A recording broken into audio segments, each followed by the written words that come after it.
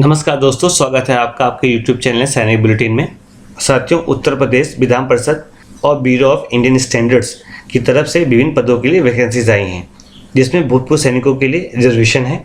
साथियों, वीडियो शुरू करने से पहले आपसे निवेदन है, वीडियो शुरू से लेकर अंत तक देखें। अगर आपको वीडियो अच्छी लगे तो इसे लाइक करें और चैनल पर पहली बार आए हैं तो चैनल को सब्सक्राइब करें। साथियों, उत्तर प्रदेश विधान परिषद सचिवालय लखनऊ की तरफ से विभिन्न पदों के लिए वैकेंसीज निकाली हैं, जिसका नोटिफिकेशन 17 सितंबर 2020 को जारी हो चुका है। साथियों, इसमें पूर्व सैनिकों के लिए ग्रुप सी और ग्रुप डी पोस्ट के लिए यूपी गवर्नमेंट की तरफ से 5% एक्स सर्विसमैन कोटा होता है। साथियों, इस फॉर्म का ऑनलाइन आवेदन 18 सितंबर 2020 से स्टार्ट हो चुका है और ऑनलाइन आवेदन का रजिस्ट्रेशन अब 12 अक्टूबर 2020 तक कर सकते हैं और ऑनलाइन परीक्षा शुल्क जमा करने की लास्ट डेट 13 अक्टूबर 2020 है।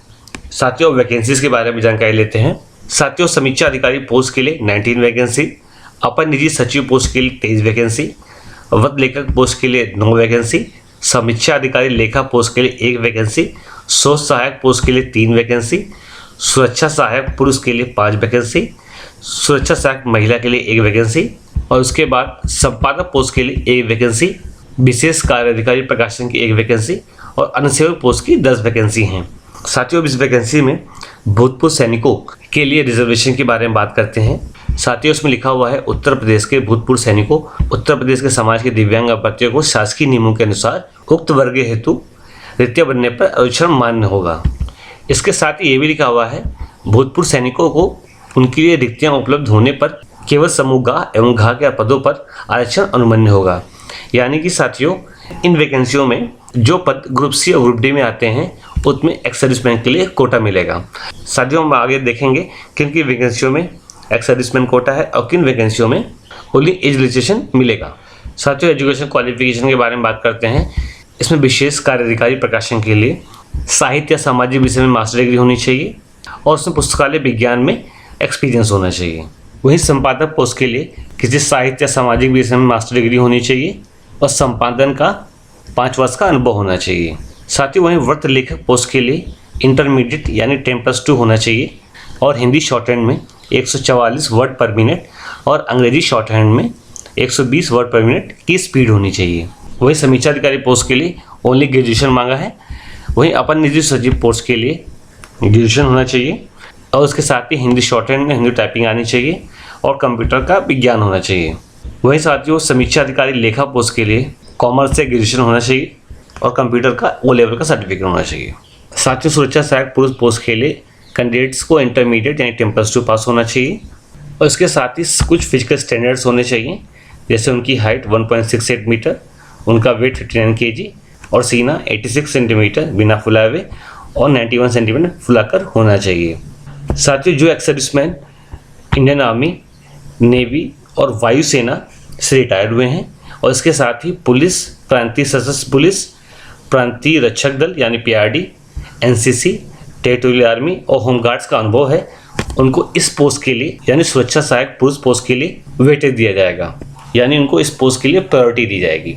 साथियों, वहीं अनुसेवक पोस्ट के लिए किसी मान्यता प्राप्त संस्था से कक्षा 5 परीक्षा उत्तीर्ण होना चाहिए। साथियों, बात करते हैं एज क्राइटेरिया के बारे में। विशेष कार्य अधिकारी प्रकाशन पोस्ट के लिए आयु 30 से 40 साल के बीच में होनी चाहिए।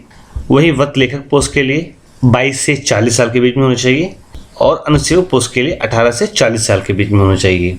बाकी अन्य पदों पर न्यूनतम आयु 21 साल और अधिकतम आयु 40 साल होनी चाहिए। साथियों, इसमें लिखा हुआ है, एक्स सर्विस भाइयों को उनकी एक्चुअल एज से मिलिट्री सर्विस माइनस करने के बाद जो एज आएगी उससे 3 वर्ष अधिक अपर एज लिमिट में एज रिलैक्सेशन दिया जाएगा।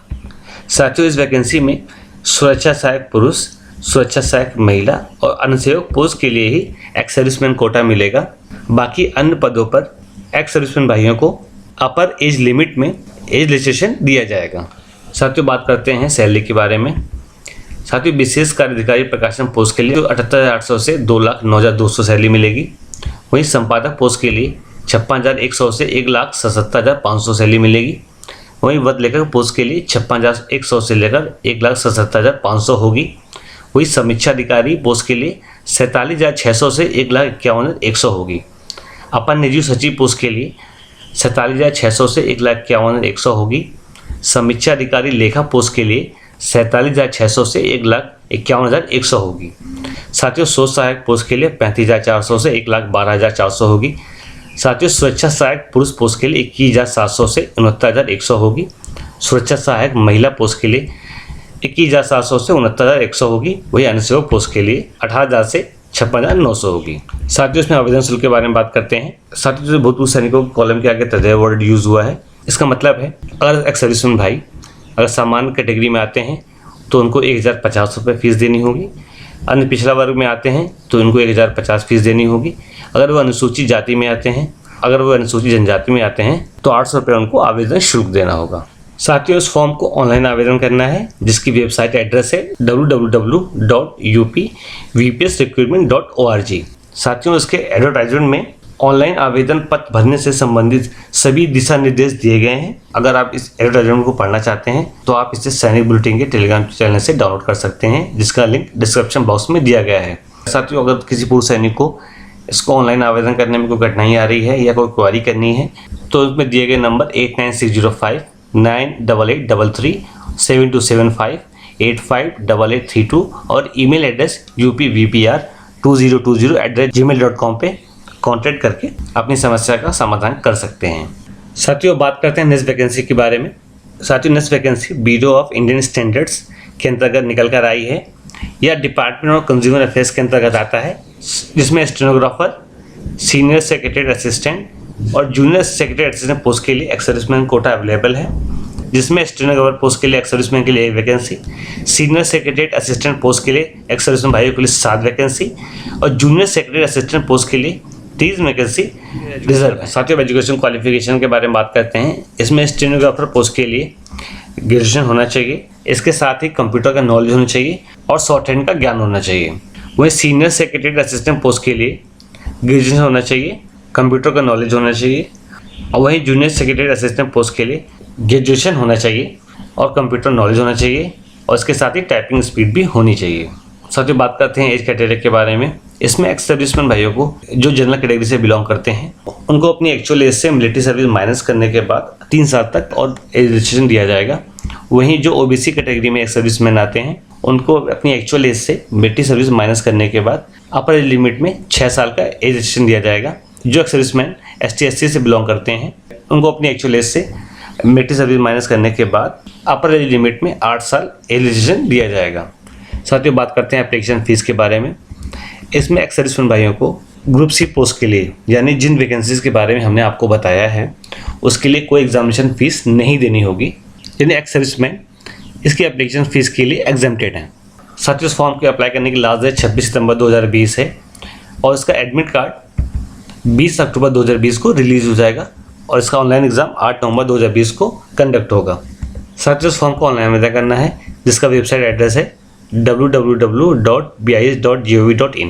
अगर आप इस एडवर्टाइजमेंट की कॉपी चाहते हैं तो इसे आप सैनिक बुलेटिन के टेलीग्राम चैनल से डाउनलोड कर सकते हैं, जिसका लिंक डिस्क्रिप्शन बॉक्स में दिया गया है। साथियों ये वैकेंसी थी भूतपूर्व सैनिकों की जॉब से रिलेटेड। अगर आपको ये वीडियो पसंद आई है तो इसे अन्य जरूरतमंद दोस्तों को शेयर करें। वीडियो देखने के लिए धन्यवाद। जय हिंद, जय भारत।